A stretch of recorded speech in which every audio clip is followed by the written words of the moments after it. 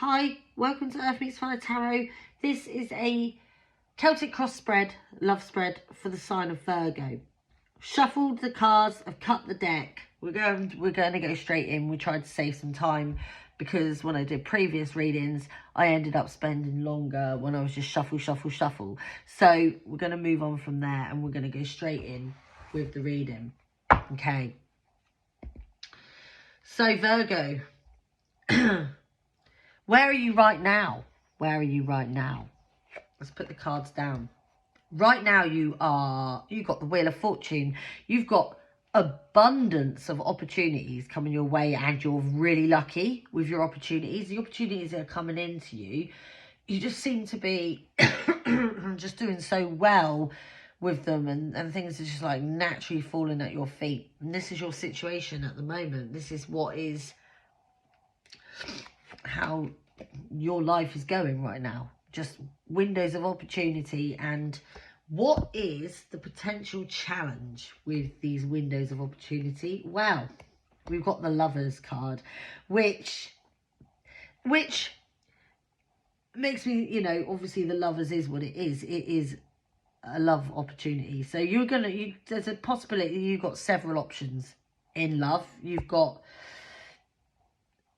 a choice of lovers, which isn't always a good thing, especially if you're already involved.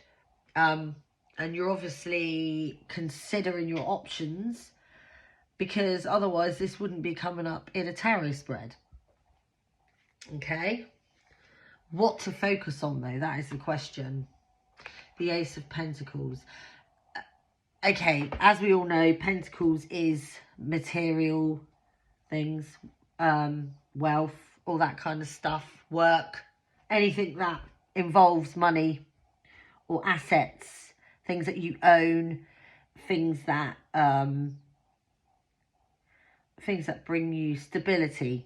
Okay, so you should be focusing on those things. Like, for instance, if you've got family and you've got a home and you've got a mortgage, you should be focusing on your family and your mortgage.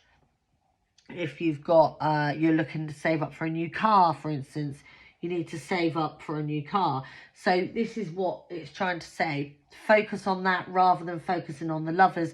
If you've got issues with your love options because of the Wheel of Fortune, then you need to start concentrating on the ones that matter, the ones where the money is, the ones where the stability lies. Okay.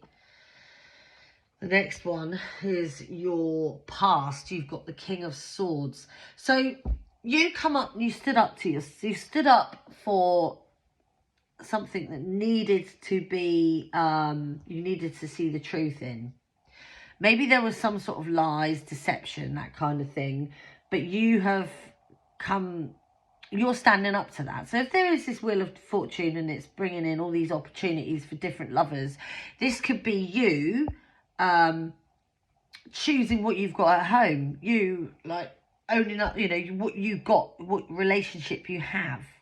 You're choosing that. That's what where you're putting all your honesty and your truth into. You're being a pure and faithful lover to your partner, and making the right choices where that's concerned. Your strengths is the Knight of Swords. Okay, the Knight of Swords takes action. The Knight of Swords doesn't mess around. The Knight of Swords knows what he wants and he goes out and he gets it because he's a young kind of, it's like kind of like the Knights are like a kind of teenage energy. The pages represent a child's energy and the Knights represent a teenage kind of energy. So it's an excitable, youthful kind of energy, but it's an action where you're going out to get that. You're going out specifically to get what you want. You're going to make sure that the ones that you care about are happy. You're going to make sure that you're making the choice that is true to your heart. And doing what's right. Whether that means that you've got a child that you love to bits and you just want to do what's right by them, you will go with your child because that's where your heart is. Okay, and whether it's a partner that you're with, but you've got another option or several other options, you're choosing the partner that maybe you either have a child with, or the partner that you have a property with, or you live with, and this could affect you financially if you weren't with this person. You've got some sort of financial tie to them, and this is you stepping up and making that choice. Okay. The next is the near future. The Six of Cups. Yep, the Six of Cups is a card of kind of nostalgia. It is a family card, because it takes you back to what makes you feel happy and like, you know, in your family. So this could be your child. This could be you doing what is best for your child, and your child, you know, there's nostalgic feeling. You enjoy spending time with your child, and you like that feeling of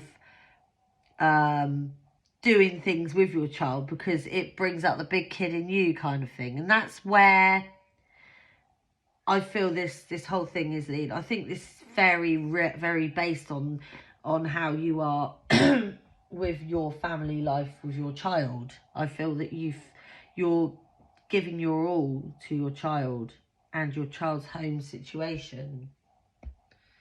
Oh, this has gone off now. I'm using this as my the lights keep going down and then it keeps cutting out. Okay, so the next one is the near. We did this. Hang on a minute.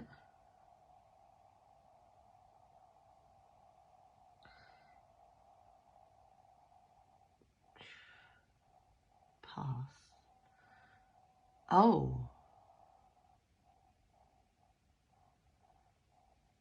Oh yeah, we're right.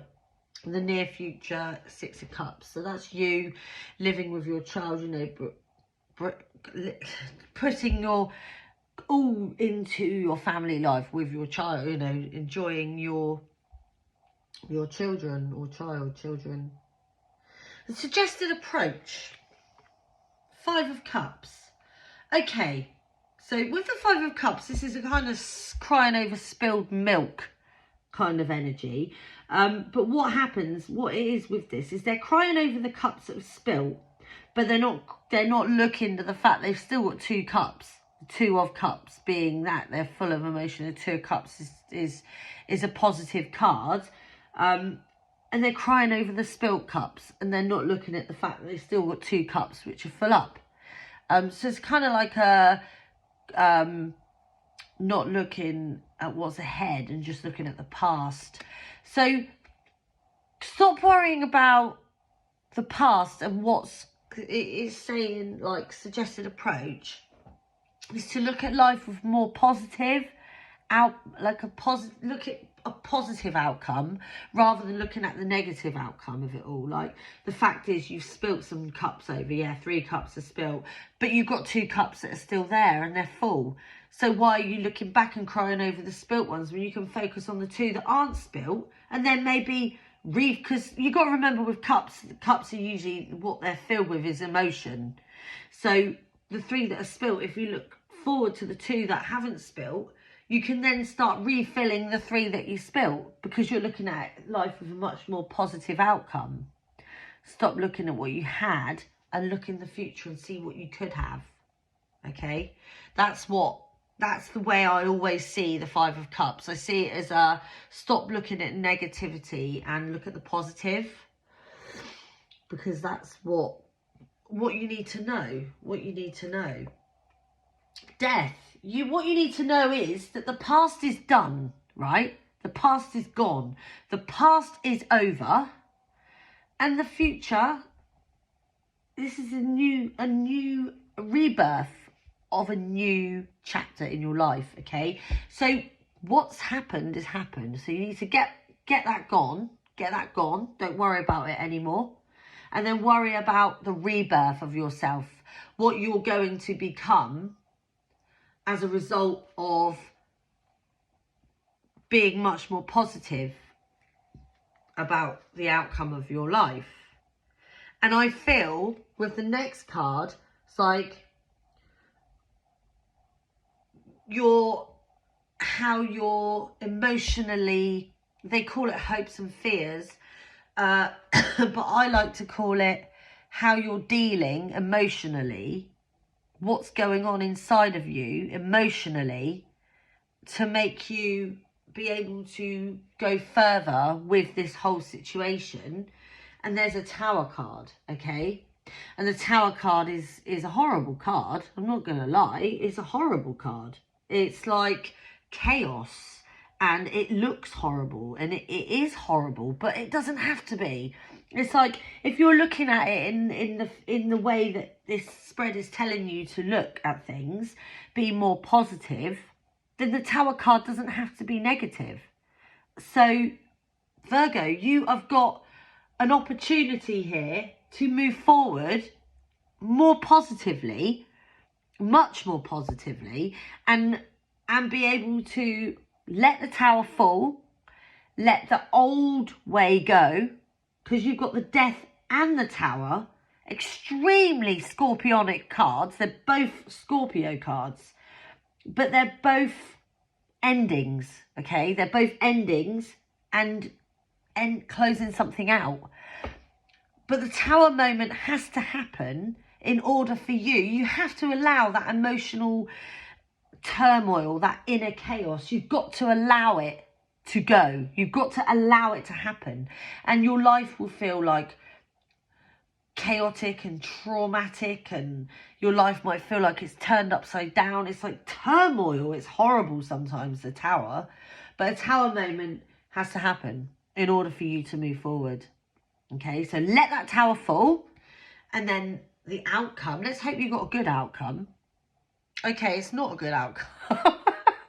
You got the Three of Swords, but, okay, but the Three of Swords doesn't have to be negative again. It is, it's heartbreaking. It's a heartbreak card. It's a card of you're just broken. Your heart is broken. And you've got to go through, sometimes you've got to go through heartbreak in order to move forward with your new future. That's how it works. At the bottom of the deck, you've got the High Priestess. The High Priestess is you being emotionally in tune with your intuition. So whatever it is that you feel deep down, if you was to sit quietly and take some deep breaths and close your eyes and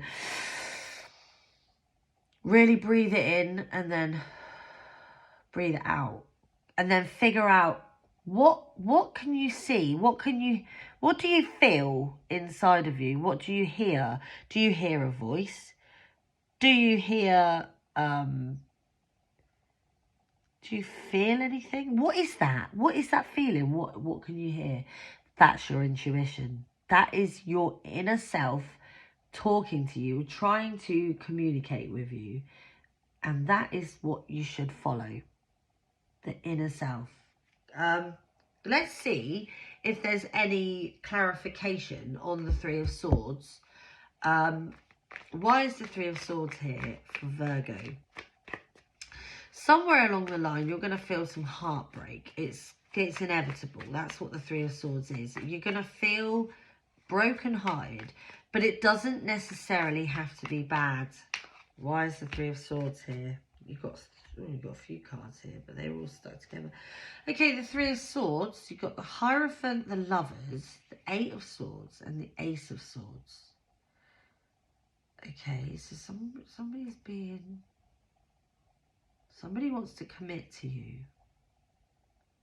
And there's a connection. Eight of Swords is you being... Okay. You need to get out of your head. This is what is going on here with the Three of Swords. She's feeling heartbroken, but it's not going to be forever, because you've got the Hierophant, which is a card of commitment and, you know, all that good stuff. Love, marriage, blah, blah, blah. Things that, because the Hierophant's like, it's all like, he's like official documents of like connections, like marriage and things like that. Or birth certificates, but that's not necessarily that. You've got the Lovers card. That's obviously a good card. This is all clarified by the Three of Swords.